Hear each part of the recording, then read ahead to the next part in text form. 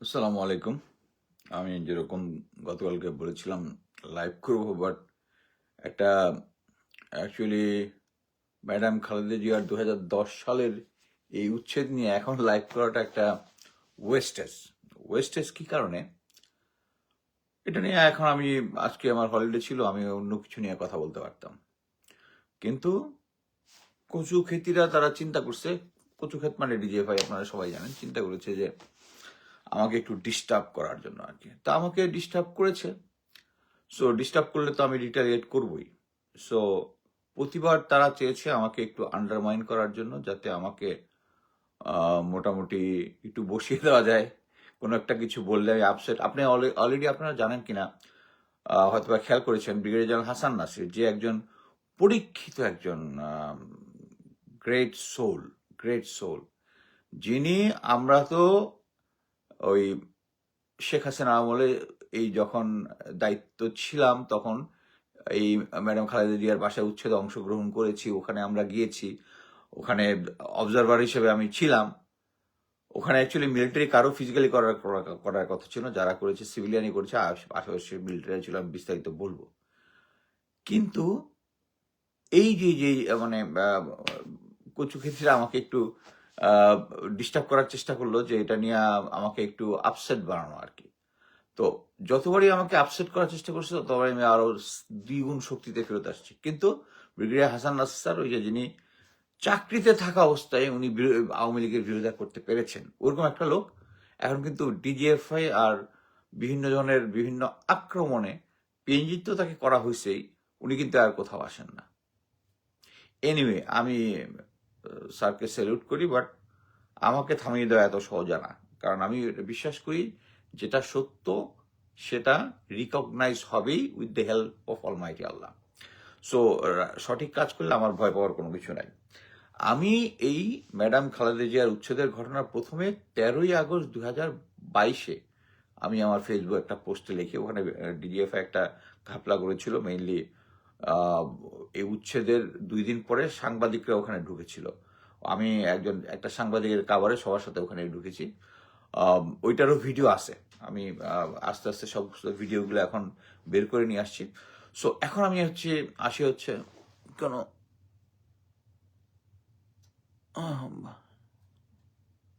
বল। আচ্ছা যাও, এখন কোশ্চেন না দেখি, কারণ আমি লাইভ করবো এটা মোটামুটি সবাই জানে, অতএব এখানে মানে কচু খেতিরাও থাকবে হচ্ছে ডিস্টার্ব করার জন্য। এনিওয়ে, প্রথম কথা হচ্ছে 2010 সালে আমি যখন এই ঘটনাটা হয় তখন আমি ছিলাম ওসি এএসইউ ঢাকা ক্যান্টনমেন্ট। এই অ্যাপয়েন্টমেন্টটা আগে ছিল মেজরের, এখন এটা লেফটেন্যান্ট কর্নেল। আমি মেজর হিসেবে ওখানে অ্যাকচুয়ালি আমি সাভারে ছিলাম এর কিছুদিন আগে ওসি এসইউ হিসেবে। তখন আমাকে একটা ইমার্জেন্সি সিচুয়েশনে সাভার থেকে ঢাকায় নিয়ে আসে তখনকার ব্রিগেডিয়ার জেনারেল শামস, যিনি, আমি যখন ক্যাপ্টেন অবস্থায় এসইউতে ছিলাম, উনি আমার বস ছিলেন ওখানে। আমাকে অ্যাকচুয়ালি উনি ঢাকায় রাখতে চেয়েছিলেন, but I was very depress that time, কারণ আমি এর আগের প্রমোশন পাইনি। সো আমাকে যখন বলছে ঢাকা রেট হইতে, আমি অ্যাকচুয়ালি না করে দিচ্ছি যে আমি ঢাকায় থাকবো না, Dhaka is a busy place, আমি এখানে থাকতে চাই না।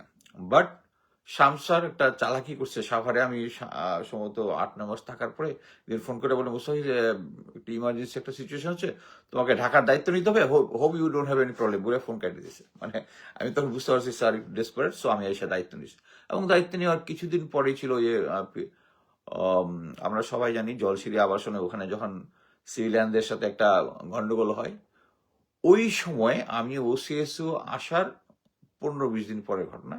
বাট আমি এসে থার্ড ডেতে বুঝতে পেরেছি যে ওখানে একটা কিছু কুকিং আপ হচ্ছে। আমি ওখানে চলে গেছি, গিয়ে ওখানে একটা ডিটেইল রিপোর্ট দিয়েছিলাম, হুইচ ওয়াজ ট্রু। এবং ওই ডিটেল রিপোর্টেই অ্যাকচুয়ালি পরবর্তীতে আমি অ্যাকচুয়ালি ওসিএসও হিসেবে হাইলাইট হয়েছি। এবং ওখানে এই সেম জিনিস, সবার অনেকের ডাউট আছে আমি ভিডিও কিভাবে করলাম। আমি তখন ওই জলসিরি আবাসনে আমার নিজের ভিডিও ক্যামেরাটা নিয়ে গেছিলাম, এবং ওখানে যাওয়ার পরে ওখানকার যে ঘটনা হয়েছিল সবকিছু, যে সিভিলিয়ান যে সেনাবাহিনীর ক্যাম্প জ্বালিয়ে দিয়েছিল, ওগুলোর ভিডিও টিডিও নিয়ে আসছিলাম। দেয়ার আদার ডিটেলস অলসো, আমি এত ডিটেলসে যাব না। সো আমি এখানে আসার পর আমি মোটামুটি আমার সমস্ত জেনারেলদের চোখে পড়ে যাই ফর এ গুড জব। তারপরে এখানে যখন আমি আসি তখন আমাদের কাজ হচ্ছে ওসি এসইউ হিসাবে, ওসি এসইউ এর কিন্তু কোনো জনবল নাই, তাদের যেটা আছে সেটা হচ্ছে এফএস, ফিল্ড স্টাফ, যারা ঢাকা ক্যান্টনমেন্টে বিভিন্ন গেটগুলোতে থাকে, এরিয়াতে থাকে, কোথাও কোনো কিছু হলে অবজার্ভ করে রিপোর্ট দেয়। সো এই ঘটনাটা যখন হয় তখন সবাই আপনারা জানেন এটা একটা আদালতের আদেশে হয়েছে। সো আদালতের আদেশে হয়েছে, কিন্তু এটা এনশিওর করবে কি station headquarter through cantonment board. Cantonment board একটা আছে, যে বোর্ডের একজন এক্সিকিউটিভ অফিসার সিইও আছে। তখন স্টেশন কমান্ডার যিনি ছিলেন উনি, কিন্তু যেহেতু সবাই আশা করতেছিল যে এটা নিয়ে আহ, জনগণে বিএনপিদের মধ্যে আহ, ইয়া হতে পারে, হতাশা আসতে পারে, তারা ক্যান্টনমেন্ট ঘেরাও করতে পারে। সো এই ব্যাপারে আমি জানি যে তখন এর আগের বার আহ, তখন যে জাহাঙ্গীর গেট যেটা ছিল এবং অন্যান্য যে সমস্ত গেটে তখন এডিশনাল ট্রুপস ডিপ্লয় করা হয়েছিল, যাতে বাইরে থেকে দেখা না যায়। এবং মিলিটারি পুলিশ তো সতর্ক অবস্থায় ছিল, আমাদের গোয়েন্দা সংস্থারাও সতর্ক অবস্থায় ছিল। এখানে আরেকটা জিনিস বলি, ঢাকা ক্যান্টনমেন্টে অ্যাকচুয়ালি দুইটা গোয়েন্দা সংস্থা ছিল মিলিটারি, একটা হচ্ছে ফিল্ড ইন্টেলিজেন্স ইউনিট, আর একটা ছিল হচ্ছে আর্মি সিকিউরিটি ইউনিট, আর ডিজিএফআই ছিল। মেইনলি এই অপারেশনটা পরিচালনা করেছিল ডিজিএফআই। আমাকে ওখানে যেতে হয়েছে, মানে যেতে হয়েছে বলবো, this is my duty, because আমি শুধু না, আমার যে ইমিডিয়েট বস, আমি ওসি এসইউ, বাট পুরা সিও এসইউ যিনি, উনিও ওখানে গিয়েছিলেন। সো উনি ওখানে ছিলেন, ভিডিওতে ওনারা হয়তো চেহারা দেখা যাবে কিনা আমি জানি না, বাট উনি ওখানে ওখানে জিনিসটা ছিলেন।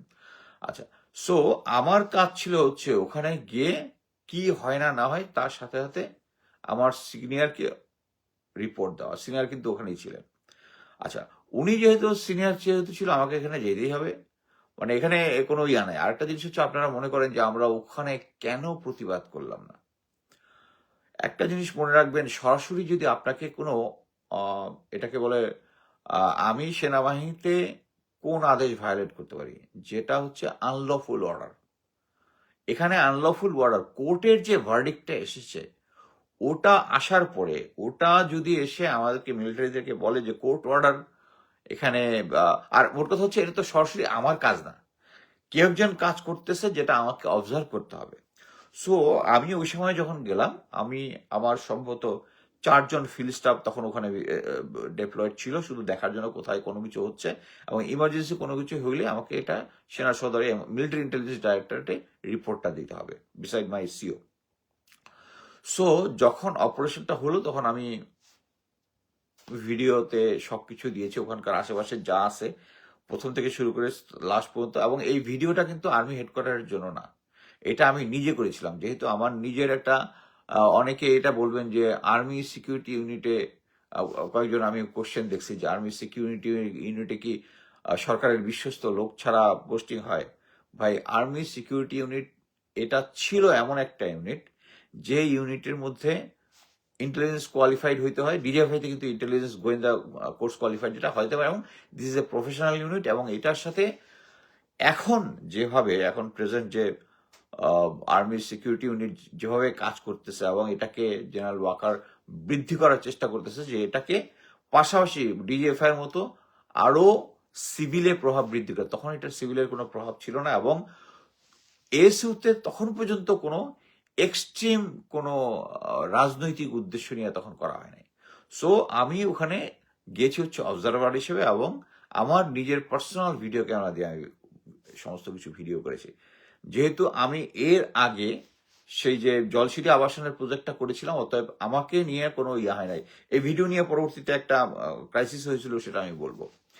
সো এরপরে যখন উচ্ছেদ শুরু হলো, ওখানে আমার ওই যে র্যাবের উপস্থিতি ছিল হচ্ছে কর্নেল জিয়া, যে মেজর জেনারেল জিয়া, যে এখন ওই যে খুনি জিয়া নামে পরিচিত।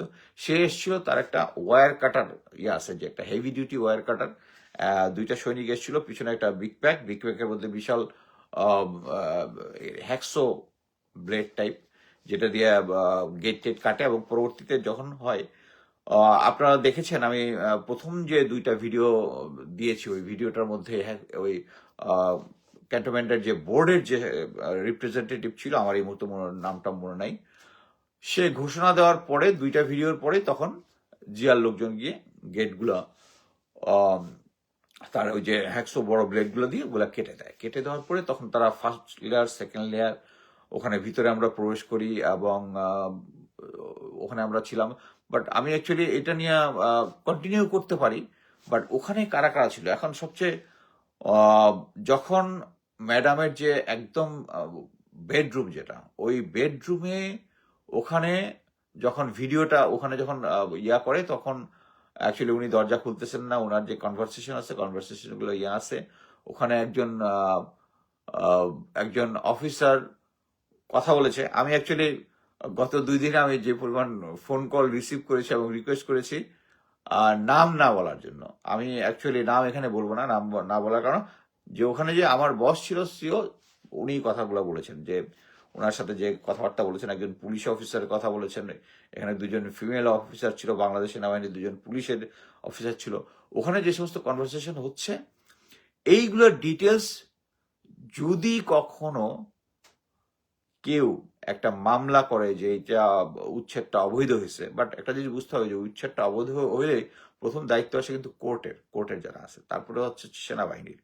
সো এখানে যখন কোনো মামলা দায়ের হবে আমি একদম ডিটেলস নাম সহ সবকিছু বলে দেবো, বাট এই মুহূর্তে কারণ যারা অফিসাররা, আমি এর আগে অলরেডি যারা বঙ্গবন্ধু জয় বাংলা বলেছে একটা ভিডিও ফুটেজ আপলোড করেছে, এটা নিয়ে অনেক যে এর মধ্যে নাকি ভালো মানুষ আছে, আমি বলছি, হ্যাঁ ভালো মানুষ অবশ্যই আছে, থাকতে পারে, কিন্তু অ্যাট দ্য এন্ড হচ্ছে ওই পর্যন্ত তারা সবাই গিয়েছে হচ্ছে এই জয় বাংলা জয় বঙ্গবন্ধু বলেছে দেখেই তারা ওই লেভেল পর্যন্ত গিয়েছে।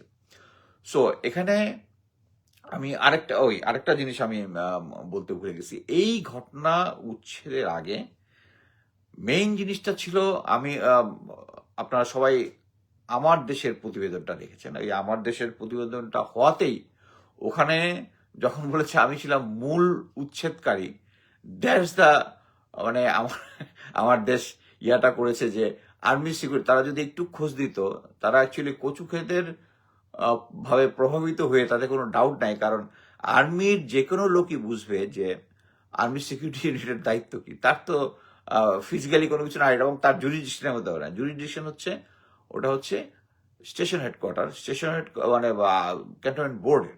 সো ক্যান্টনমেন্ট বোর্ড যারা এই সমস্ত ক্যান্টনমেন্টের জমি জমাগুলোর দায়িত্বপ্রাপ্ত, সো অ্যাট দ্য এন্ড এই জমি জমার দায়িত্ব বলতে একদম উপরে কে আছে, কোয়ার্টার মাস্টার জেনারেল, যারা হচ্ছে বাংলাদেশের ভিতর কনস্ট্রাকশন এবং জমি জমা যত কিছু আছে ওগুলার বস কে ছিল, জেনারেল ইকবাল করিম ভুইয়া।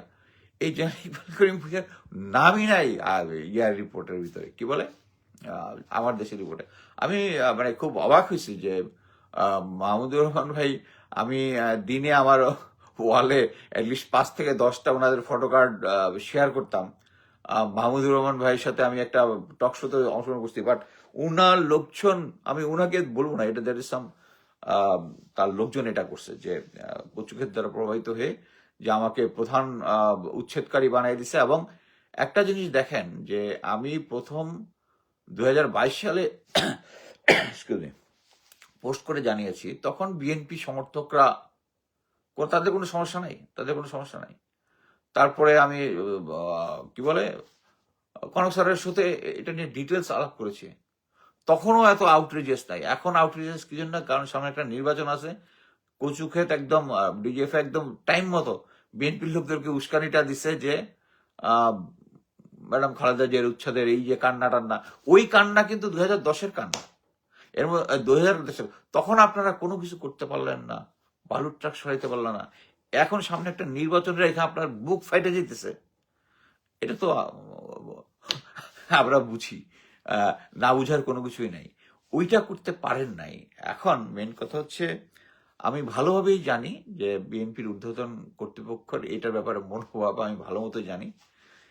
এখানে ম্যাডাম আমাকে একজন ঊর্ধ্বতন সামরিক না বেসামরিক যারা ম্যাডাম জিয়ার সাথে ক্লোজ আছেন, ওরা বলে দিয়েছেন যে ম্যাডাম জি বলে দিছে যে মিলিটারি অফিসারদের যারা এই বিষয়ে ছিল এরা সবাই হাসিনার দ্বারা প্রভাবিত হয়ে গেছে, তাদের ব্যাপারে কোনো কিছু করা যাবে না।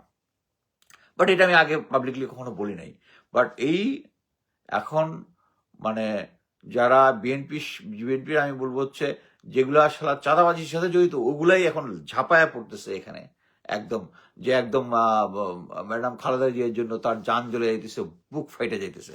হোয়ারেজ এতদিন কিন্তু কিছু করেন নাই। এই তারেক রহমান দেশে আসার সময় যে পরিমাণ লোক হয়েছে, ম্যাডামের ফিউনারের যে পরিমাণ লোক হয়েছে, এর 1/10 লোক যদি 1/10 1/50 লোক যদি হইতো, তখন কিন্তু শেখ হাসিনা উচ্ছেদ করার সাহস পাইতো না। যদি ক্যান্টনমেন্টের সামনে লোক জড়া করা যেত, তখন কিন্তু আপনারা আসেন না। আর এখন আমি আহ, আমি দেশের যে সমস্ত অনিয়ম হচ্ছে, অনিয়মের ব্যাপারে কথা বলতেছি, গোয়েন্দা সংস্থা আমাকে থামাইতে না পারে, এখন এই জিনিসগুলো লাগতেছে আর আপনারা এটা দিয়ে তাল দিতেছেন। এনিওয়ে, আমার কিছুই আসা যায় না। আমাকে যতবার আমি ব্রিগেডিয়ার হাসান নাসির স্যার যে গ্রেট সোল, উনি কিন্তু থেমে গেছেন, বাট আমি থামবো না। আমি যতবার আমাকে করা হবে, আমার আল্লাহর প্রতি পূর্ণ আস্থা আছে। আমি শেখ হাসিনা 2022 থেকে আমি কথা বলে আসতেছি। আমি জেনারেল জিয়া যে আমার কোর্সমেট, তাকে নেগোসিয়েট করে আসতেছি। সে আমার বেতন বন্ধ করে দিয়েছিল তখন একবার, আর এখন বেতন বন্ধ হচ্ছে, এটা তো অফিসিয়ালি বন্ধ না। সে করছিল কি, তখন অটোমেটেড সিস্টেম ছিল না। আমার এক কোর্সমেটকে যে তার দায়িত্বপ্রাপ্ত ছিল, তাকে থামাই দিছে যে তুই এটা তুলতে পারবি না। পরবর্তীতে অটোমেশন সিস্টেম হয়ে ওইটা আবার অটোমেশনে চলে গেছিল। আর এখন এই জেনারেল ওয়াকার, এখানে জেনারেল ওয়াকারকে অ্যাকচুয়ালি দোষ দিই না। আমার যে পেনশন আটকায় দিছে, তাতে আমি জেনারেল ওয়াকারকে দোষ দিই না। দোষ দিই না মানে, দোষ তো অবশ্যই আছে। উনি একটা চিঠি ইনিশিয়েট করছে তার অফিস থেকে, এবং প্রফেসর ইউনুস এটাকে অ্যাপ্রুভাল দিয়েছে। দ্যাটস দ্য স্যাডেস্ট পার্ট, যে এখানে বোঝা যাচ্ছে যে দিন দিন কার ক্ষমতাটা বাড়তেছে। প্রফেসর ইউনুসের ক্ষমতা তা কমতেছে, জেনারেল ওয়াকার ক্ষমতা বাড়তেছে। সামনে যে একটা নির্বাচন আছে, I have all the doubt যে নির্বাচনটা কেমনে হবে। আচ্ছা, আসি ওই আবার সেই উচ্ছেদ প্রসঙ্গে। ও আচ্ছা, এর আগে একটা বলি, দৈনিক দিনকালের একটা নিউজ, 2010-এর একটা নিউজ আবার ফটোকার্ড বানায় দিচ্ছে ডিজিএফআই। আরে ভাই, 2010-এ মেজর মুস্তাফিজকে কেউ চিনতো যে তখনকার নিউজ করছে? ওটার মধ্যে আমার ছবি লাগাই দিয়ে এডিটিং করে দিছে, আর আপনারা এটা নিয়ে লাগাইতেছেন। ওই 2010-এ তো সেনাবাহিনী মেজর মুস্তাফিজের কেউ চিনতোই না। তো দিনকালে আমার ইয়েটা পাবে কোথায়? আবার আসি, এখন আমার দেশের রিপোর্টের ভিতরে জেনারেল ইকবাল করিম ভূঁইয়ার নামই নাই। হোয়ারেজ দেখেন, উনি কিন্তু কোয়ার্টার মাস্টার জেনারেল ছিলেন। তখন জেনারেল মুবিন স্যার দেশে ছিলেন না, উনি অ্যাক্টিং সেনাপ্রধান। অ্যাক্টিং সেনাপ্রধান ডাজন্ট মিন দ্যাট উনার সব দোষ বা দোষ নাই, বাট জিনিসটা হচ্ছে উনার প্ল্যানে হয়েছে যে এখানে যেহেতু একটা পাবলিক সেন্টিমেন্ট আছে, যে পাবলিক পক্ষে এবং বিপক্ষে হইতে পারে, সো একটা পাবলিক সেন্টিমেন্টকে স্ট্যাবিলাইজ করার জন্য উনি করছে কি, বলছে যে পিলখানা হত্যাকাণ্ডের যে সমস্ত ভিক্টিম আছে, তাদের জন্য আবাসন বানানো হবে এখানে, এই জায়গাটার মধ্যে। ওই সময় আমলে যদি ভিডিও ক্লিপ টিপ যারা খেয়াল করেন, তারা এটা বলবেন। কিন্তু যেই উচ্ছেদটা হয়ে গেল, বিএনপির কোনো আন্দোলন হইল না, কোনো কিছু হইল না, সাথে সাথে উইদিন মান্থস ওখানে কনস্ট্রাকশন 3টা সার্ভিং অফিসারদের জন্য শুরু হলো। এবং এটা এই সমস্ত প্ল্যান আপনি জানেন যে 3টা মাল্টি স্টোরি বিল্ডিং উঠছে, এটা কি একদিনে উইদাউট প্ল্যানিং? এটা প্ল্যানিং এর পিছনে কি কোয়ার্টার মাস্টার জেনারেল, অথচ উনার নাম এখানে নাই। হ্যাঁ, উনি এখন জেনারেল জিয়ার এগেনস্টে সাক্ষী দিয়ে আবার লাইমলাইটে আসতেছেন, এবং আমি অবাক হয়ে দেখলাম মাহমুদুর রহমান ভাই তাকে হাইলাইট করার চেষ্টা করতেছে, উনি সাক্ষী দিচ্ছে। আমি জানি না কার ইন্টারেস্ট কি, বাট আমি জেনারেল ইকবাল করিম ভূঁইয়ার সময় অনেকবার বলেছি যে উনি যখন সেনাপ্রধান ছিলেন, উনি ভারতে গিয়ে ভারতের প্রেসক্রিপশনে আমাদের যেখানে একটা কমান্ডো ব্যাটালিয়ন ছিল, যার ফলে মানে সাফিসিয়েন্ট এয়ার পাওয়ার ছিল না, উনি তখন এটাকে 2টা ইনফেন্ট্রি ব্যাটালিয়নকে উনি প্যারা ইনফেন্ট্রি বানাইছেন, যেখানে আমাদের অ্যাসেট দিয়ে আমাদেরকে কমান্ডো ব্যাটালিয়ন, আমি তখন সিও ছিলাম, তখন আমি জিনিসটা ক্লিয়ারলি বুঝি যে ইট ইজ ইন্ডিয়ার প্রেসক্রিপশন। সো আসি আবার সে উচ্ছেদের অভিযানে। এখন উচ্ছেদের অভিযানে যারা সেনাবাহিনীতে যারা ছিল, তাদেরকে অ্যাকচুয়ালি আপনারা কোনোভাবেই দোষ দিতে পারেন না, সিনিয়র লেভেলকে দিতে পারেন, সিনিয়র লেভেল। আর জুনিয়র লেভেলে যারা ছিল, ওখানে প্রায় 10 জনের মধ্যে ডিজিএফআই এর অফিসার ছিল। এরা সবাই এখানে স্পেশাল যেটা সবার কোশ্চেন, ওখানে কে মদের বোতল রেখেছে ম্যাডামের ফ্রিজে, কে কি বলে পর্নোগ্রাফিক ম্যাগাজিন রেখেছে, এই দুটাই করেছে হচ্ছে মেজর মুকসুরুল তৎকালীন। পরবর্তীতে সে লেফটেন্যান্ট কর্নেল অবস্থায় ওসিএসইউ, যেটা আমার যে পজিশন, ওখানেও পরবর্তীতে সে ওখানে ছিল। তাকে এই যে এই লোকটাকে নিয়ে আমি অনেকগুলা পর্ব লিখেছি, কয়েকটা পর্বতে লিখেছি সে কিভাবে ডিজিএফআইতে থাকার সময় এনআরকি করেছে সে, এবং এই আদেশটা এসছে হচ্ছে একদম ফার্স্ট হ্যান্ড নিউজ। আমি বলছি না আমার কোর্সমেট জিয়া ওখানে ছিল, জিয়ার সাথে আমার কন্টিনিউয়াস কথা হইতো ওখানে। তো যখন এই মদের বোতল এবং পর্নোগ্রাফি যখন হয়েছে তখন আমি জিয়ার সাথে যখন কথা বলতেছি, এগুলো কি কি করছে রে বলতো, কইস না, এগুলো আমুন খালেদ স্যার মকসুরুল স্যাররে দিয়া এনে পাঠাইয়া দিছে। সো এখানে কোনো ডাউট নাই, এই জিনিসটা যেটা করেছে এটা মেজর মকসুরুল, যে এখন বর্তমানে দুবাইতে পলাতক আছে, মাঝখানে নাকি কানাডাতেও আসছিল, ওখানে এসে সে এখন ব্যবসা করতেছে। এই মকসুরুল স্যার 20 লং করছে, যাকে সবাই তার কোর্সমেটরা বলবে যে মেজর হওয়ার যোগ্যতা নাই, তাকে কর্নেল পর্যন্ত বানায় নিয়ে গেছে এই জেনারেল ইকবাল করিম ভুইয়া। সো এই লেভেলের লোককে জেনারেল ইকবাল করিম ভুইয়া সেনাবাহিনীতে করেছে। আর উনি এখন বড় বড় কথা বলে যে মেধাবীরা চাকরি থেকে চলে গেছে আর মেধাহীনরা রয়ে গেছে। This is absurd, bullshit type কথাবার্তা। সো এখানে কথা হচ্ছে আমি জানি না যে পরবর্তীতে আচ্ছা এই দুইটা হচ্ছে কি মকসুরুলকে দিয়ে জিনিসগুলা করাইছে, এবং যে গলার যে ভয়েসটা ম্যাডামের সাথে যে উদ্ধতভাবে কথা বলতেছে উনি, আমি নাম বলবো না, আমি আমার এসুর বস ছিল, যারা যারা কনসার্ন তারা ইজিলি খুঁজে বের করতে পারবে ইনিকে, আমি নাম বলবো না, কারণ হচ্ছে এটার উনি আওয়ামী লীগের, কিন্তু উনি আমার অধিনায়ক ছিলেন, উনি একজন ভালো মানুষ ছিলেন। আমি কেন ভালো মানুষ বলবো, আমি অ্যাকচুয়ালি উনার 3টা আদেশ অমান্য করেছি। একটা জিনিস বুঝতে পারবেন যে সেনাবাহিনীতে চাকরি করে সিনিয়রের আদেশ অমান্য করেছি। উনি একবার বলেছেন যে কি বলে, একজন অফিসার যার সাথে উনি চাকরি করেছেন, উনি একটা একটা জমি জমা রিলেটেড ফ্রডুলেন্ট অ্যাক্টিভিটিস করছে, তো আমাকে বলছে মুস্তাফিজ একটু দেখে তো। আমি অন গ্রাউন্ডে গিয়া যখন দেখলাম যে সে জড়িত, আমি এত ইনভেস্টিগেশনটা এত ডিপ করলাম, স্যার পরে রিপোর্ট দেখে বলছে তুমি তো যে রিপোর্ট দেখছো তো চাকরি চলে যায়। স্যার আমি কোনো মিথ্যা লিখছে কিনা দেখেন। এই একটা। আরেকটা হচ্ছে আরেকজন অফিসার, এটা কোথায়, মগবাজার এই এলাকায় একটা বাজে ইনসিডেন্টে ধরা পড়ছিল আমার সিনিয়র একজন অফিসার, যিনি কিনা আবার একজন আওয়ামী লীগের এমপির ভাতিজা। সো আমাকে এবং মিলিটারি পুলিশ, আমরা দুজনেই ওখানে লোক পাঠিয়েছিলাম। মিলিটারি পুলিশের ছিল তখনকার কর্নেল মশিউর, আমার ক্যাটলজের বড় ভাই। আমাদের দুজনের উপর প্রেশার আসছিল যে এই রিপোর্টটা একটু হালকা করে দিতে। আমরা দুজনেই শপথ দিচ্ছি, দুজনের সাথে কথা বলছি যে আমরা একদম সত্য রিপোর্ট দিব, আমরা সত্য রিপোর্ট দিচ্ছি। এইটা আরেকটা থার্ড কেসটা আমার মনে পড়তেছে না। সো আমি যেটা বলতেছি যে উনার আমার বসের আমি 3টা আদেশ অমান্য করার পরে আমার প্রমোশন ঘটেছে, উনি আমাকে প্রমোশন আটকায় নাই, উনি ইচ্ছা করলেই পারতো। উনি এইটুক রিয়েলাইজ করতে পারছে যে আমি actually I want to B truthful. আচ্ছা এখানে আর একটা ইনসিডেন্ট আছে, ট্রুথফুল আমি ছিলাম, এই জন্য দেয় নাই, কিন্তু ওনার রাগ ছিল। সো একটা এখানে ঘটনা প্রসঙ্গে আবার জেনারেল ওয়াকারের পরিস্থিতি চলে আসে। জেনারেল ওয়াকার তখন হচ্ছে একজন আর্মি এমএস ব্রাঞ্চের ডেপুটি এমএস, ফুল কর্নেল র্যাঙ্কে। আর আমার ক্যাডেট কলেজের এক বড় বড় হয় না, আমার ক্যাডেট কলেজের ব্যাচমেট, তার একজন ভাগনা ছিল আর্মিতে ক্যাপ্টেন, মহিলা, মেয়েটার নামটা আমি ভুলে গেছি, ক্যাপ্টেন। এবং সে তখন স্পেশালাইজেশন করছিল আইতে, চোখের স্পেশালাইজেশন করছে।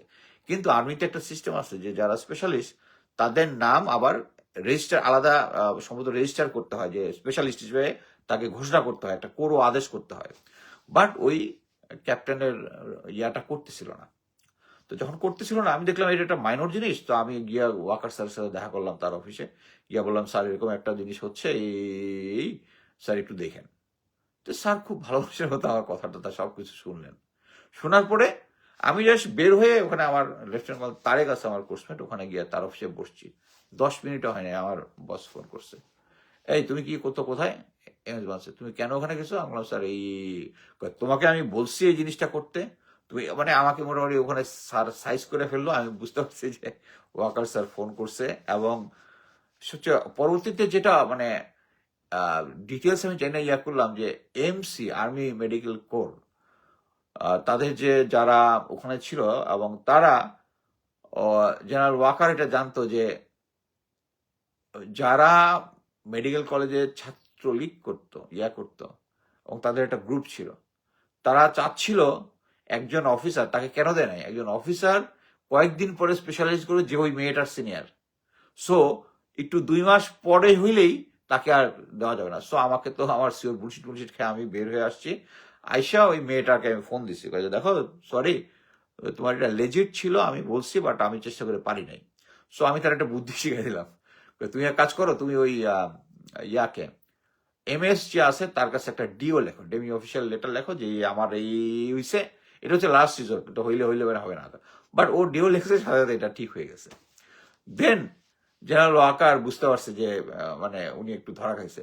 তার পরবর্তীতে আমাকে 2বার বিভিন্ন জায়গায় দেখা হইলে আবার বুলশিট খাওয়াইছে, এটাও জানে উনি আমাকে এইসব খালি পিঠ চাপড়াই, হ্যাঁ কেমন আছে, ভালো আছে, এই সেই সেই।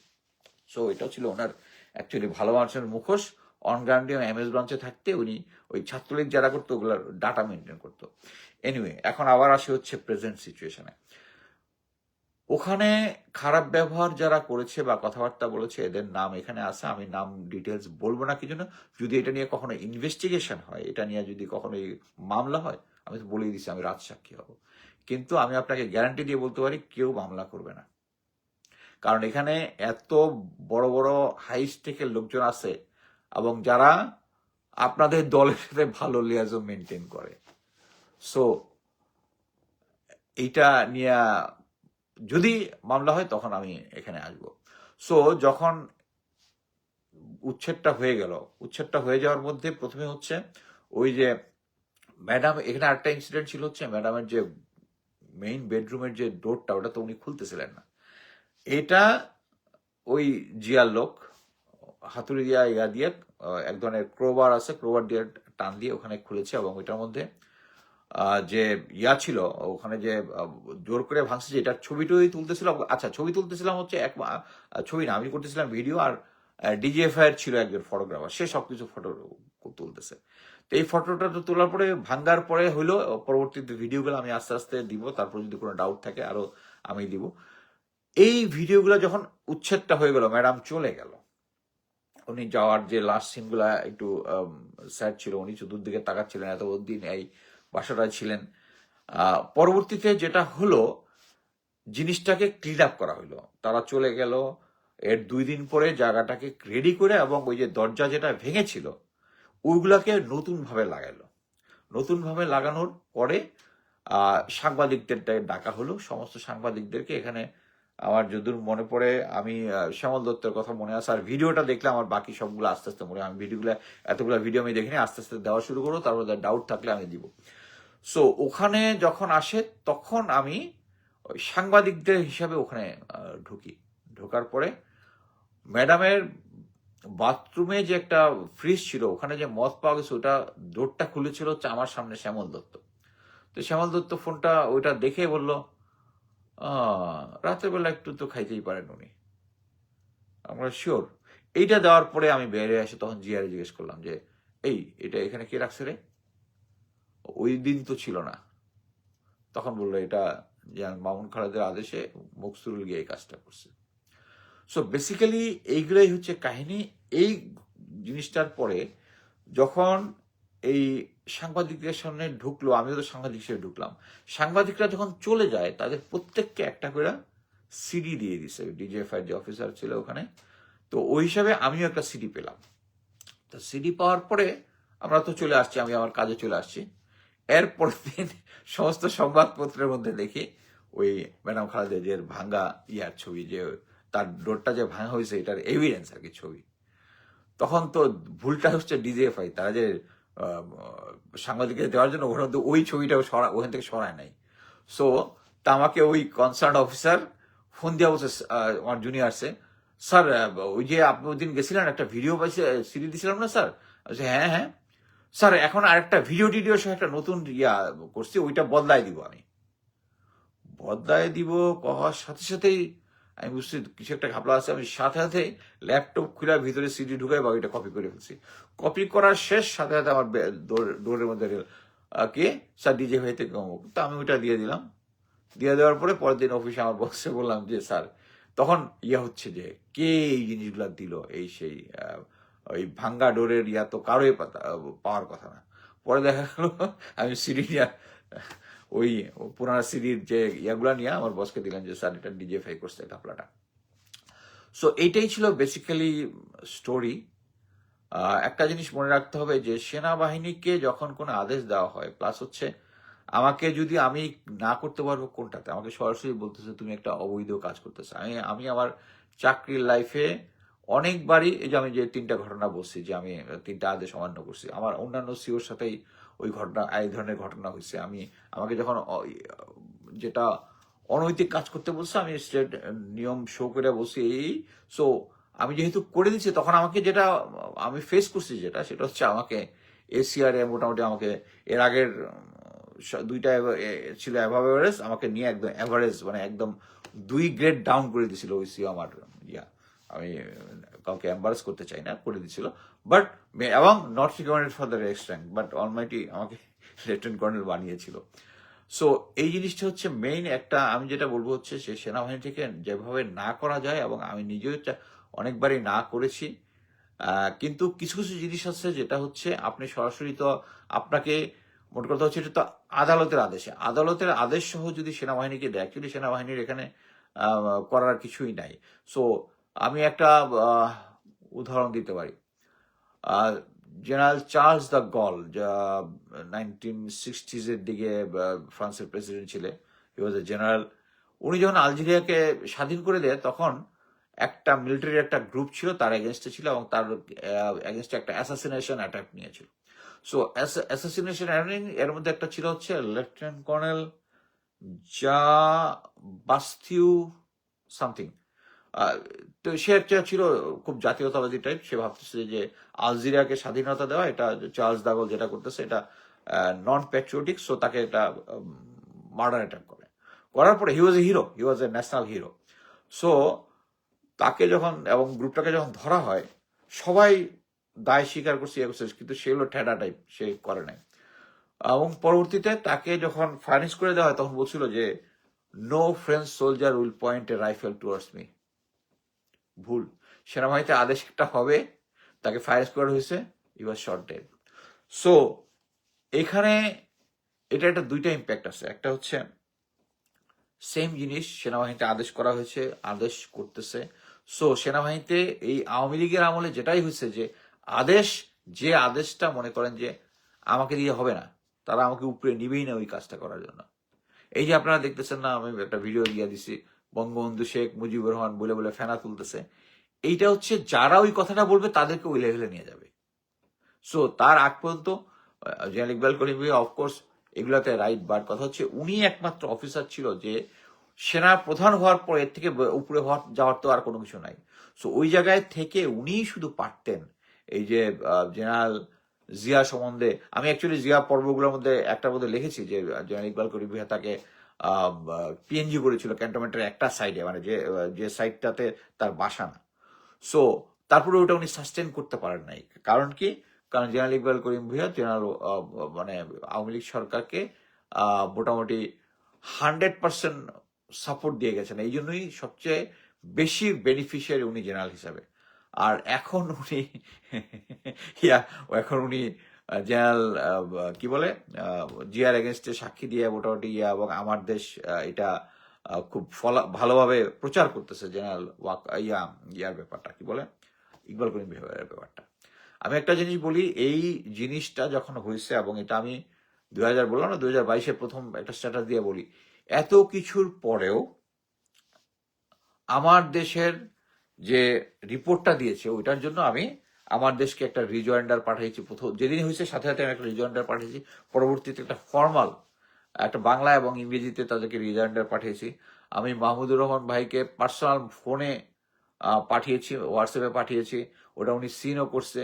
ওয়ালিউল্লাহ নোমান, যিনি এখন জামাত থেকে নির্বাচন করতেছে, উনি ওইটার সাথে আছেন। আরো কয়েকজনকে বলেছি, কনক সারোয়ারকে বলেছি, মিনার রশিদকে বলেছি, ওই ইয়েগুলো পাঠিয়েছি যে এই ব্যাপারে আমার যে বক্তব্য এটা আমার দেশ নেয়নি।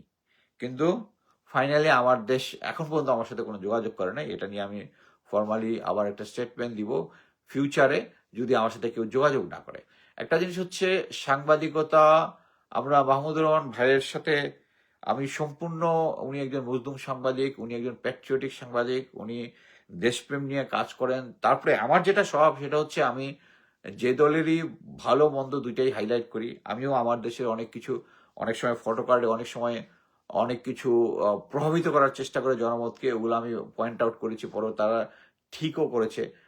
বাট এই ক্ষেত্রে ওটার একটা রিপোর্ট আমি কনক সরোয়ার ভাইয়ের সাথে আরো কয়েকজনের সাথে কথা বলে যেটা নিশ্চিত হয়েছি সেটা হচ্ছে মাহমুদুর রহমান ভাই সরাসরি এটার সাথে জড়িত না, কিন্তু তার নিচের লেভেলের যারা আছে তাদের কয়েকজন প্রভাবিত হয়ে এই কাজটা করেছে, এবং তারা সাংবাদিক হিসাবে আমি মেনে নিতাম। আমি অ্যাকচুয়ালি এখন আমার দেশের সাংবাদিক, আমার দেশের কোনো ফটো কার্ড বা নিউজ আমি আর শেয়ার করা বন্ধ করে দিয়েছি। এটা আমার প্রতিবাদ কি জন্য? কারণ উনি একজন মজলুম সাংবাদিক, উনি সত্য তুলে ধরেন, কিন্তু আমার ব্যাপারে উনি মিথ্যা তুলে ধরেছেন। এই দায়টা মাহমুদুর রহমান ভাইকে নিতে হবে, যে উনি একটা নিউজ করেছেন, ওকে, উনি ওদের সাক্ষী বিশ্বাস করেন, কিন্তু আমার সাক্ষীটা দিতে হবে। উনি তো আমার সাক্ষীটা নেন নাই, এটা ওনার নেওয়া উচিত ছিল। বাট আমি এটার একটা ভালো দিক দেখি।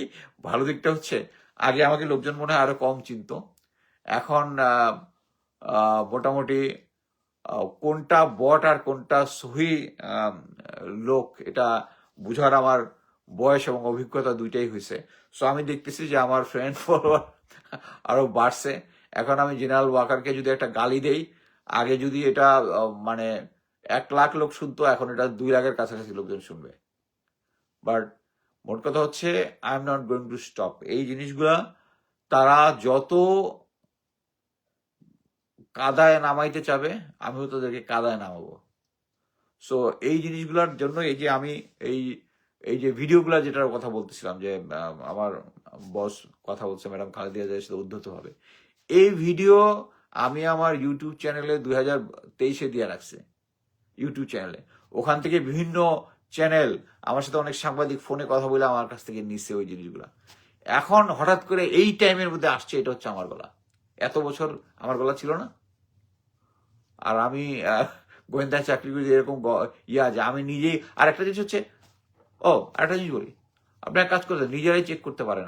আমি যে ফার্স্ট ভিডিওটা দিছি, ওখানে যে ফার্স্ট ভিডিওটা দেওয়া হয়েছে, যে প্রথম নক করা, যে ম্যাডাম খালেদিয়ার বাসায়, ওখানের মাঝখানে আমার গলা আছে, যে আমি তো ক্যামেরার পিছনে আছে, আমার গলা আছে। সো আমার গলা আর ওই গলা মিলাই নিয়েন। কারণ ওইটা দুইটা গলার মধ্যে ডিস্টিংক্ট ডিফারেন্ট আছে।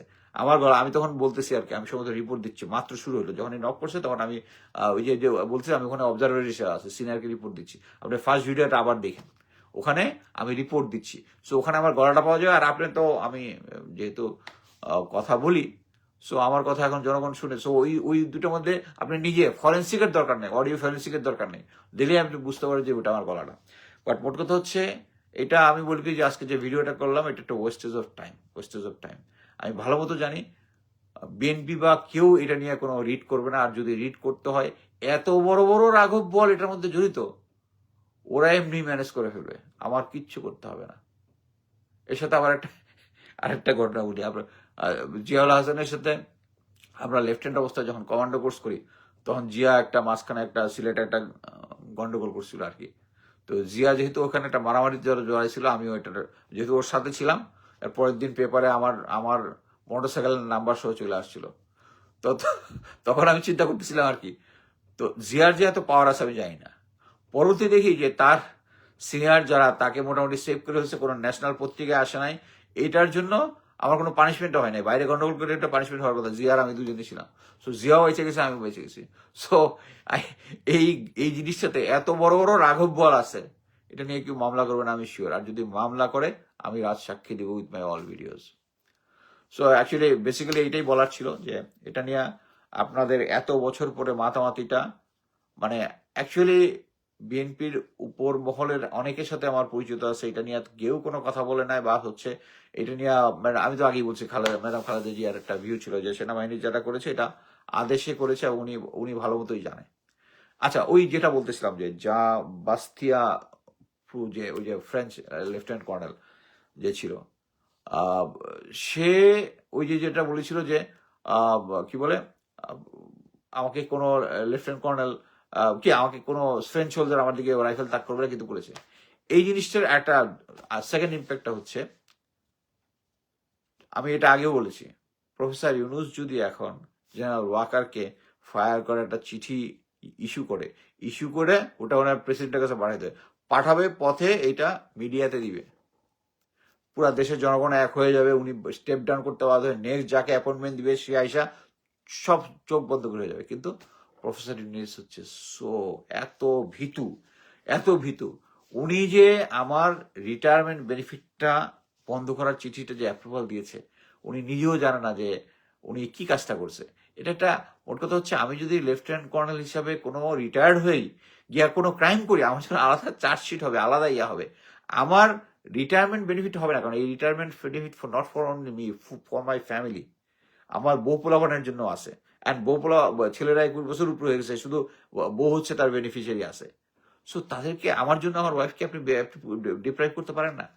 তারপরে যদি কোনো কিছু করতে হয়, একটা ইনকোয়ারি বোর্ড হওয়ার কথা, কোনো ইনকোয়ারি বোর্ড হয়নি। আমারকে শোকজ করার কথা, আমার স্টেটমেন্ট নেওয়ার কথা, যেরকম মাহমুদ ভাইয়ের নেওয়ার কথা ছিল, উনি নেয় নাই।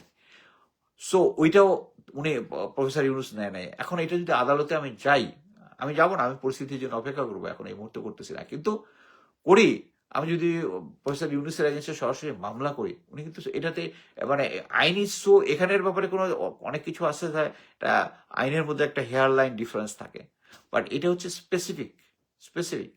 আমি রিটায়ার করার পরে আমার রিটায়ারমেন্ট বেনিফিট তারা করার অধিকার রাখে না, কারণ এটার সাথে শুধু আমি না, আমার ফ্যামিলি এটার সাথে বেনিফিশিয়ারি। সো আলহামদুলিল্লাহ যে আমার এই টাকাটা আনতে হচ্ছে না এখানে। আমি রেখে দিয়েছিলাম যে আমার ফিউচার, আমার ছেলেদের বিয়ে শাদী যখন তখন নিয়ে আসবো। বাট জেনারেল ওয়াকার যে এত নামাজ কালাম পরে, আমি এটাও আছি যে উনি আমার প্রতি যে অন্যায় করছে, হয়তো আমিও ওনাকে গালিগালাজ করছি, হ্যাঁ, হবে, এই অন্যায়ের জন্য ওইটার ওনার অ্যান্সার দিতে হবে। আই ডোন্ট নো, কারণ আওয়ামী লীগ নর্মাল মুসলমান আর আওয়ামী লীগ মুসলমানদের মধ্যে পার্থক্য আছে। জেনারেল ওয়াকারকে সবাই আমরা 5 ওয়াক্ত নামাজি ব্লা ব্লা ব্লা ব্লা বলছি, কিন্তু উনি এখন ইয়াকে বাস দিয়ে যাচ্ছে। সো অ্যাকচুয়ালি আমার বেসিক্যালি এখানে শেষ। পরবর্তীতে ভিডিওগুলো যখন আস্তে আস্তে আসবে, আমার এত টাইম নেই, আমি সপ্তাহে 6 দিন কাজ করি, কাজ করে এসে এত অ্যানালাইসিস করার সুযোগ নেই। আমি ভিডিওগুলো যখন বের করবো, এর মধ্যে যদি কোনো কিছু হয়, কোনো কোয়েশ্চেন থাকে, তখন দেবো। বাট আমি শুধু এইটুকুই বলবো যে আপনারা এটা নিয়ে অস্থির হয়েন না। বিএনপি আপনাকে দিয়ে নাচাইতেছে, নাইছেন না। যেটা হওয়ার সেটা হবে, কিন্তু এটা নিয়ে যেটা হচ্ছে জাস্ট প্রপাগান্ডা, আমাকে থামাই দেওয়ার জন্য, বাট আমাকে থামাই দেওয়া যাবে না। এনিওয়ে, এখন যদি কোনো কোয়েশ্চেন থাকে আমি দেখি। ফুপু ফেরদৌস কি 24 ডিবেট জিওসি হচ্ছেন, এরকম একটা রিমার্ক শোনা যাচ্ছে, but I am not sure. আর কোনো কোয়েশ্চেন? আপনি অনেক আগে থেকে এদেশ বিরোধী মাফিয়াদের বিরুদ্ধে লিখে আছেন, আলহামদুলিল্লাহ। আমার দেশ এরকম ধান্দাবাজি করলো, রিজয়েন্ডার কেন পাবলিশ করলো না? আমি কিন্তু রিজয়েন্ডার দিয়েছি, তাদেরকে পাঠাইছি। আমি পরবর্তীতে এটা নিয়ে রিজয়েন্ডারটা আমি ফেসবুকে পাবলিশ করব, যদি এর মধ্যে লেটস গিভ টাইম টু আমার দেশ। পৃথিবীর মধ্যে একমাত্র ভোদাই স্পাই এজেন্সির নাম রজার এজেন্টকে বাংলাদেশের কাজের ভুল হচ্ছে না। কারণ তারা এটা এমন লেভেলে নিয়ে গেছে, মনে করেন যে পাশের দেশকে কন্ট্রোল করতে করতে করতে করতে কন্ট্রোলের যে লেভেলটা নিয়ে গেছে। আচ্ছা, আমি বলেই ফেলি যে ওই যে আমি বলতেছিলাম যে ইন্ডিয়ান অ্যাডভাইসে আমাদের 2টা ইনফেন্ট্রি ইউনিটকে উনি কি বলে প্যারা ইনফেন্ট্রি করেছে। এটার জন্য আমি যখন এই প্রসেসটা আসে, প্রথম থেকে এটার বিরোধিতা করে আসছি, কিন্তু কেউ এই বিরোধিতার কথাবার্তা করে নাই, যে আমাদের এয়ার অ্যাসেট নাই, আমরা যেটা করতেছি এটা। বাট ইন্ডিয়া আমাদেরকে কেন করাইছে এটা? 2টা ইনফেন্ট্রি, তারা মনে করে তারা ওই সময় ইন্ডিয়াতে 16টা ইনফেন্ট্রি ব্যাটালিয়নকে প্যারা ইনফেন্ট্রি করতেছিল, আর আমরা তাদের অ্যালায়েন্স হিসাবে আমরা আমাদের 2টা ইনফেন্ট্রি ব্যাটালিয়ন করতেছি। কেন করছে? জেনারেল কি বলে ইকবাল করিম ভুঁইয়া আমাকে যখন এমএস ব্রাঞ্চ থেকে ফোন করেছি, বলেছিল যে এটার অর্গানাইজেশন কি হবে, আমি তখন বলার পরে ব্রেক করছি। আমি কেন স্যার? ওই 2টা প্যারা ইনফেন্ট্রি, প্যারা ইনফেন্ট্রি কেন হবে? তখন আমি এটা বিশাল চিঠি লিখেছিলাম। আমি যে কোনো কিছুই হই, আমি কিন্তু একটা অফিসিয়াল ডকুমেন্ট রাখছি, বাট ওইটাই কাল হয়েছে আর কি। যখন আমি কোনো কিছু দিই, তখন তারা বুঝে ফেলছে যে তাদের মনের লোক না। আচ্ছা, photocard only makes you guilty for those events as you are outspoken exposing truth, keep up. আচ্ছা, আমি এখন পর্যন্ত বটের পাচ্ছি না কেন? Facebook sponsor, your photo cards are in Facebook with sponsor pages, তারা স্পন্সর করতেছে, কোনো সমস্যা নাই। এবং সবচেয়ে অবাক কাণ্ড হচ্ছে, একজন মিলিটারি অফিসার আমাকে ওখানে লিখছে যে স্যার, আপনাকে তো আমি চিনি, এই গলাটা তো আপনারই হওয়ার কথা, এই সেই, চিন্তা করে দেখেন এই জিনিসটা দিয়ে হবে পরবর্তীতে। ওই কি যারা আছে অফিসাররা ইয়ে হবে, মানে হচ্ছে আমার কথা হচ্ছে সে সাক্ষী দিবে যে এটা আমার গলা। আচ্ছা এটা ভাই তুমি সাক্ষী দিলে হবে? এটা থ্রেড প্লাস হচ্ছে আমি যাতে ফিউচারে পাবলিশ না করি। আমার কথা হচ্ছে এই পাবলিশ আমি করতাম না। আমি ইউটিউবে সম্ভবত 4টা বা 5টা করেছি, এখন সবগুলো করবো কি জন্য? কারণ হচ্ছে you are pushing me too hard. তারা আমাকে পুশ যত করবে আমি ওই দিক থেকে পুশ দিব, কোনো সমস্যা নাই। কেউ এটা নিয়ে মামলা করতেছে না, কিন্তু এটা আসলে করবে না, আপনি শিওর থাকেন। কি ব্যাপার, আজকে কোনো বট নাই? এনিওয়ে, দিলেন তো স্যার প্যাচ লাগাই দিচ্ছেন নিজে। আচ্ছা, ওয়াহিদুন নবী, দিলেন তো স্যার প্যাচ লাগাই দিচ্ছেন, নিজেও পড়লেন গেরা কলে sir. You made a grave mistake. আপনি সেই যে অন্যায় করে অন্যায় যে সহজ। হ্যাঁ, যাই হোক, বের হোক না হোক এমনিতেই হবে, তবে নামগুলো বলবেন না কেন বলে দেন। রাজ সাক্ষী হন। এখন কি আদালত নাকি? এটা কি আদালত নাকি? ফেসবুকে কোনো আদালত নাই, যখন ইয়া হবে তখন নাম বলে দিব সবকিছু। ওয়াহিদুন নবী, আপনার উচিত নিজে থেকে এটা নিয়ে মামলা করা, বিএনপি থেকে ভারতীয় সব এজেন্টদের হ্যাঁ করা। আমাকে এখন করতে দিবে নাকি? এখন দেশে গেলে তো ওয়াকারের লোকজনটা আমার জেল ঢুকাই দিবে, যদিও আমার নামে কোনো মামলা নাই। ওকে, আপাতত এখানে শেষ করতেছি। কিছুক্ষণ পরে আমি আবার একটা লাইভ করব প্রেজেন্ট পলিটিক্যাল সিচুয়েশন নিয়ে। আলহামদুলিল্লাহ, ধন্যবাদ সবাই।